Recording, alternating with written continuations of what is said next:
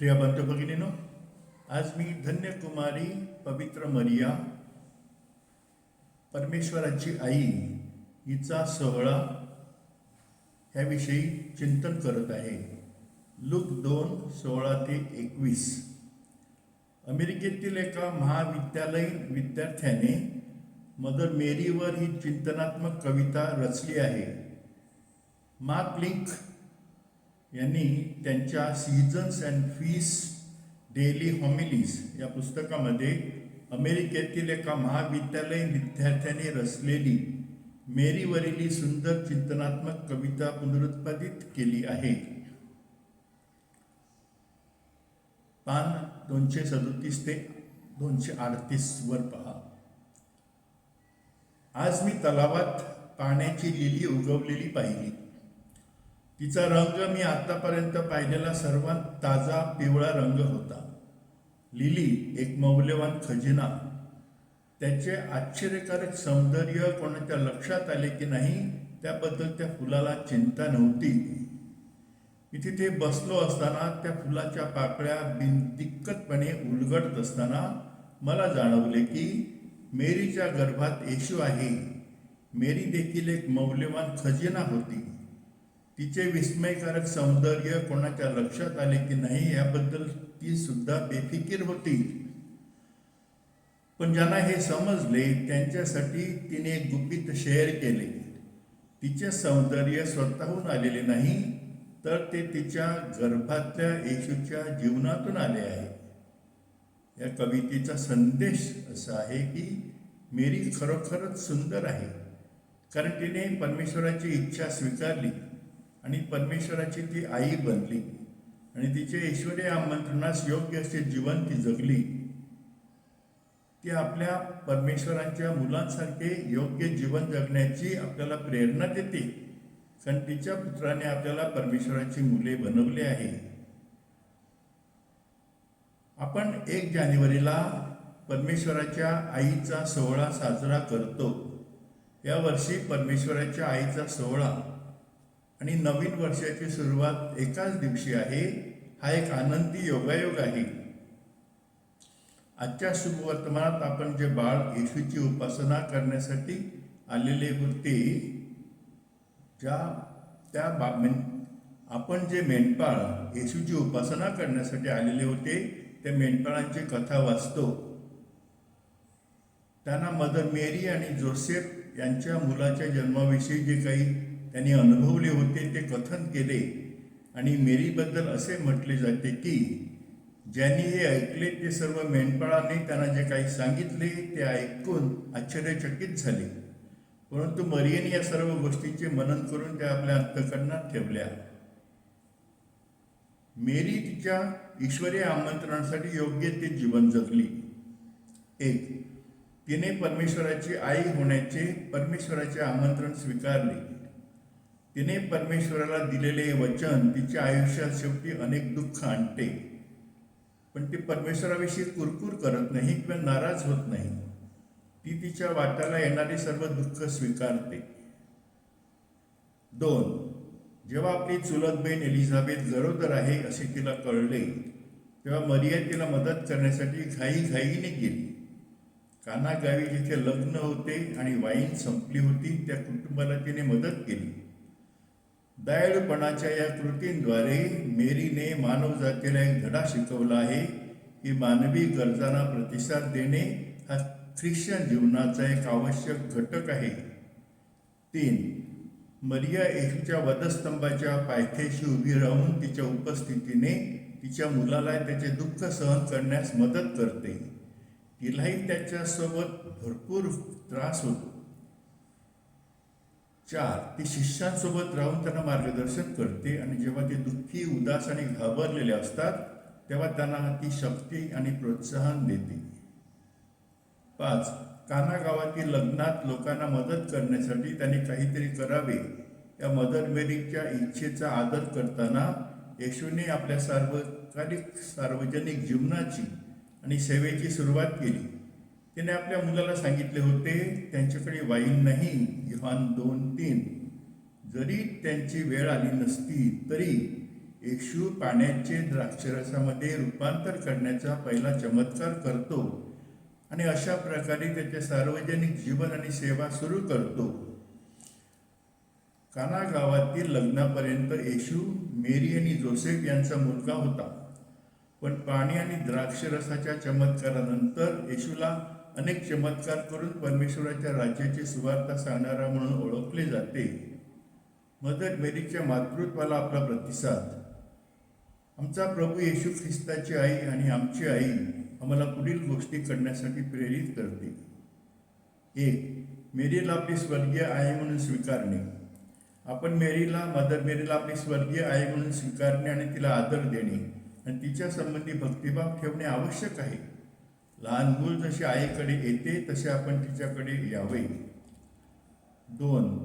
आपली मदर मेरीवर भक्ती असणे आवश्यक आहे. मेरीसाठी सामान्य भक्ती पद्धती म्हणजे रोजरी, नोवेना, तीर्थयात्रा आणि तिच्याकडे आपले विनंत्या आणणे. आपण या धार्मिक भक्ती पद्धतींना तुच्छ लेखू नये, तर श्रद्धेने आणि कल्पकतेने त्यांचा सराव करून त्यांना अर्थपूर्ण बनवले पाहिजे. पण मरीवर भक्ती दाखवण्याचा सर्वोत्तम मार्ग म्हणजे आपल्या दैनंदिन जीवनामध्ये तिचे अनुकरण करणे. मदर मेरीचे अनुकरण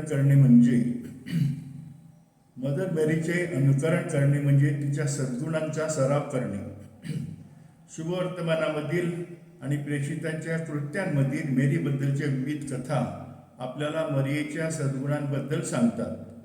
आपण मेरीच्या खालील महान सद्गुणांवर चिंतन केले पाहिजे आणि आपले जीवन आणि वर्तन त्यांच्यानुसार बनवण्याचा प्रयत्न केला पाहिजे.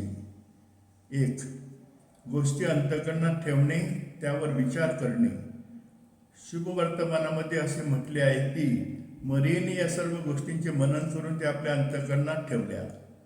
मेरीबद्दलच्या या विधानाचा अर्थ असा आहे की मेरीने जे ऐकले ते ती विसरली नाही, तर तिने सर्व काही तिच्या हृदयात ठेवले, त्यावर विचार केला आणि तिने जे पाहिले आणि ऐकले त्यातून तिच्या जीवनासाठी ती मौल्यवान धडे शिकली.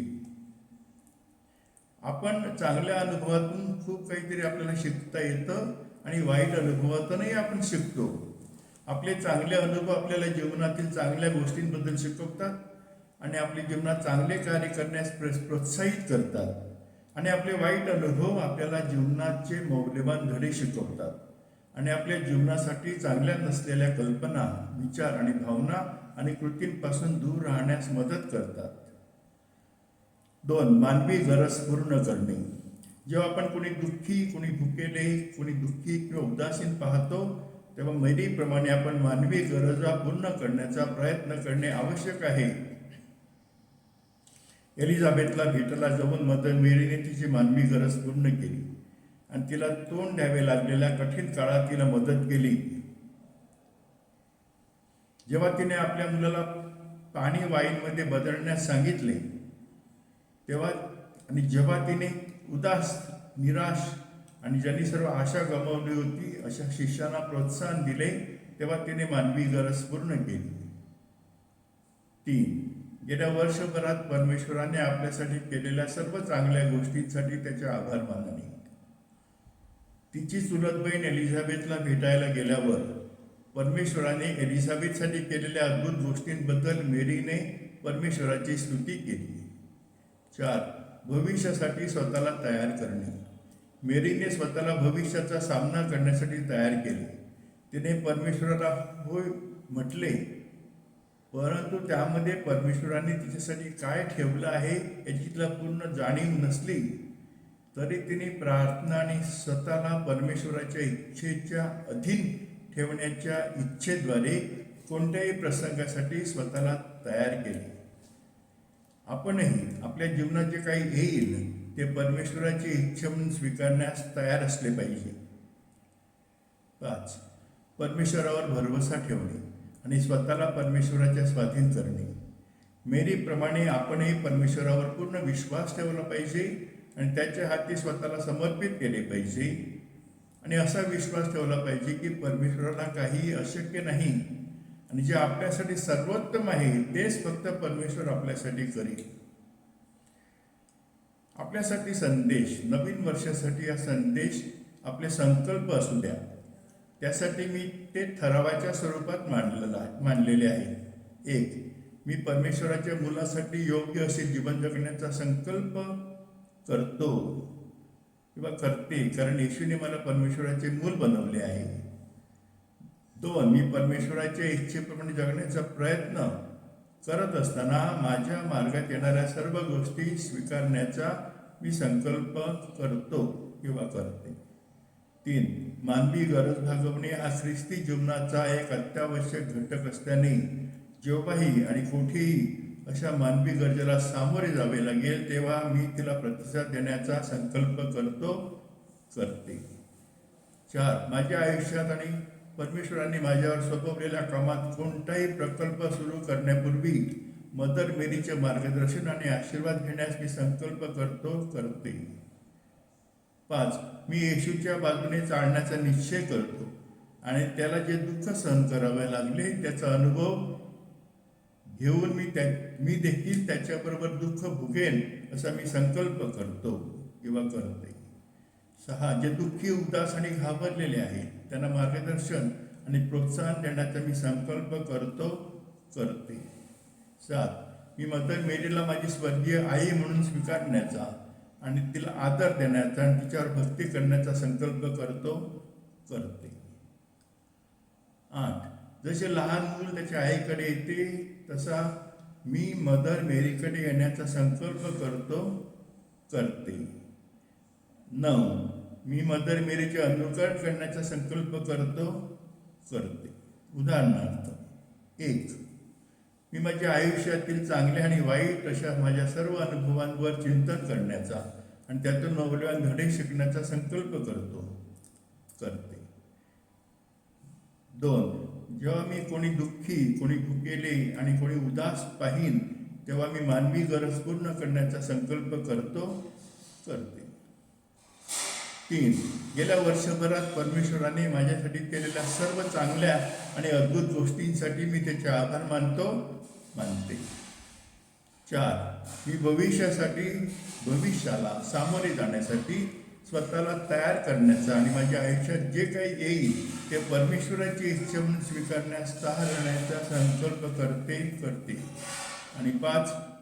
मी परमेश्वरावर विश्वास ठेवण्याचा निश्चय करते आणि त्याच्या हाती स्वतःला सोपवते. आणि परमेश्वराला काही अशक्य नाही, तो माझ्यासाठी जे सर्वोत्तम आहे तेच करील यावर पूर्ण विश्वास ठेवण्याचा संकल्प करते. प्रिय बंधू भगिनींनो, माझा व्हिडिओ पाहिल्याबद्दल आणि माझे विचार इतक्या लक्षपूर्वक, काळजीने आणि प्रेमाने ऐकल्याबद्दल खूप खूप धन्यवाद.